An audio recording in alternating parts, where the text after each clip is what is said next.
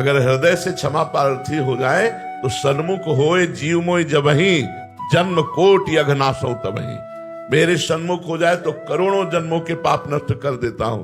हाँ, झूठी क्षमा मांगते हैं, सुबह फिर वही कर रहा है, शाम के फिर वही कर रहा है, फिर वही मनमानी आचरण कर रहा है, तो दंडनीय तो है ही हम लोग। क्षमा मांगने का मतलब होता है आज के बाद नहीं, अब लो नसानी अब ना नसई हो, तो मुक्त हो जाओगे। अनेक जन्मों के अपराध भगवान क्षमा कर देते हैं। कोटि विप्र बदला गए जाहू, आए शरण तज। भगवान के सामने नाटक करते हैं क्षमा का।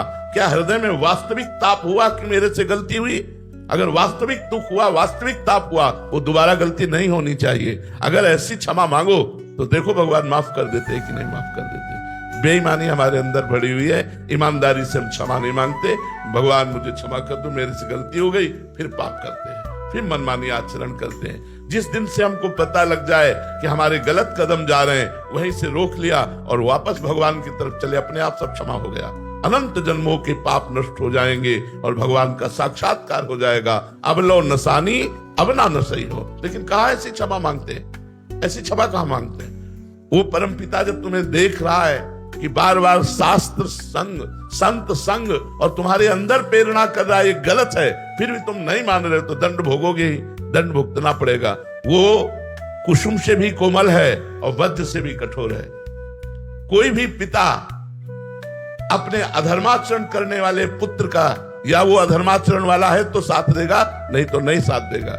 तो परम पिता कुसुम से भी कोमल है और वज्र से भी कठोर है। कुसुमादपि कोमलानी वज्रादपि कठोरानी। यदि आप बार बार आज्ञा का उल्लंघन करेंगे, मनमानी आचरण करेंगे, पापाचरण करेंगे, तो वज्र से भी कठोर, बिना दंड दिए आपको नहीं छोड़ेगा। और अगर हृदय से हम भगवान की शरण में हो जाते हैं तो हमारा इतिहास साक्षी है, बड़े बड़े पापी, वैश्यागामी, नीच आचरण करने वाले महान पुरुष बन गए, भगवान ने उन्हें महात्मा बना दिया।